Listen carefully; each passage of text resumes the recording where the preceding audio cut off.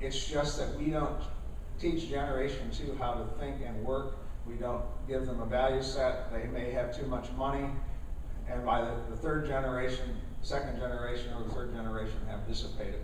But I can tell you, in the United States, there are families that go back 15 generations. In Japan, they go back 46 generations. Like Bun Coffee Maker, I think it's a 6th generation family business now. It is by taking action and having a practical plan that you can be successful. And if you look around ABI, we probably have, what, 100 family-owned businesses that are in their 3rd generation in Iowa, something like that. It doesn't occur without taking real action, and the action has to be interpersonal action, not just technical. Well, the current chair, Sarah McDonald Haskins, they're 6th or 7th generation here. And the same thing with farm families. Farm families that fail to set expectations and to talk to each other often no longer have a family farm.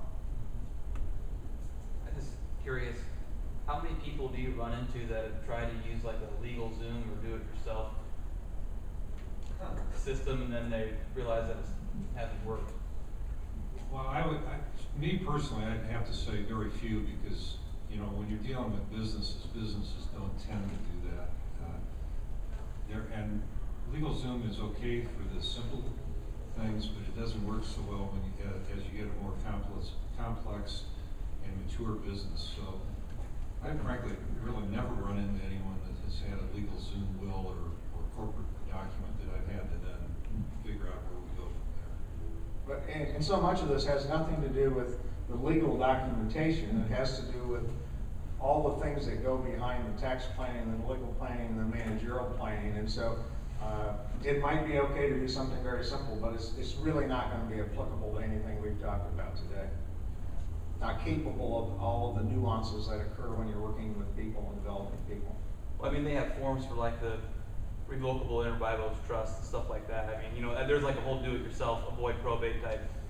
You know what I mean? Yeah. Well, the problem with it though is that you got to ask the right questions to get the document to the right form. And if you're not familiar with the area, you don't even know exactly what the right questions are.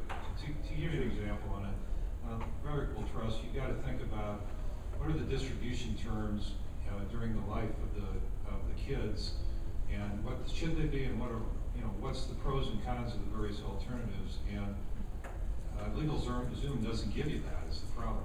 It doesn't give you the experience to figure out what it means in your particular setting. It'd be like doing surgery on yourself. I mean, yeah, no, I'm not. It's not quite as dangerous as that. And the issue for a lot of these legal things, to do an irrevocable life insurance trust might cost you $150. So there's not substantial savings. So to come back to, I'm thinking about a company we're working with has 900 employees, and we've taken them through the whole process of personal objectives and business objectives, working with the executive team, applying all the solutions. And the CEO calls me up about every 2 weeks and he says, "Doudna, why are we doing this?" I said to him, this is not his real name, "George, how many succession processes have you gone through?" "Well, this is my first." I said, "George, how many do you think I've taken companies through?" "Oh, well, maybe 100.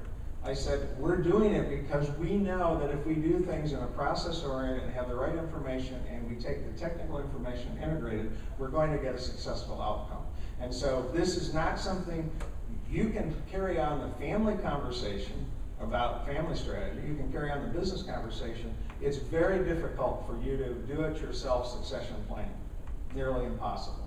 Because you need an outside facilitator asking the hard questions and taking care of the hard tensions between brothers, sisters, mothers, fathers, grandparents, as the case might be. Yeah, and I want to say one other thing related to that having a collaborative group working together is the only way to go, because you'll sit on it for years and years and years unless you have someone pushing it. You've got to have all the angles covered, because it doesn't work without dealing with the soft side and the hard side, and having someone pushing it through, an outsider that needs to get the thing done is part of it. Because it's stunning to me how often I have prepared wills for people that I'll prepare it, I'll send it out to them, they don't contact me, I say, when do you want to sign it? They don't call me. I send them the bill, they pay the bill, and they never sign the damn will. It's just amazing to me how often that happens. It's happened many times in my career, and it's because people don't like to face these questions, and without an external party dealing with it, they never work. And the problem too, and why you need an interdisciplinary group, is that I don't have the time to do some of the stuff that he does well with respect to interpersonal stuff. And none of us really, the nature of professions has been, they've been kind of segmented where no one profession has a corner on something as broad as succession planning. So it's really important you bring all the different professionals together to make it work well. What we hope this session does for you is to, in your community, identify that person that you'd like to lead this program for you, whether it's your accounting firm, your law firm, whomever your trusted advisor is. Start doing something now. Because if you wait, the longer you wait, the less likely you'll have either your key executives or the next generation prepared. And I'll close the program the way it started. You have to pay for what you don't know, whether you know it or not. And so we're all a resource for you. We have other resource books. If you want to give me a card, we'll send you other material. Our goal here is to have every company in Iowa have a succession plan. To have vibrant communities and to have a vibrant state, we need to have all of you in the room have a succession plan. Because if you don't have a succession plan, you know what happens? Your company often gets sold, it's moved out of the state of Iowa, you lose the connectivity to the community. So this is both a personal issue as well as a community and a statewide issue that we need to help everybody along this pathway. So we'll hang around if you have some individual questions. Thanks very much for coming this afternoon. Good participation, good questions, even though it's a late in the day.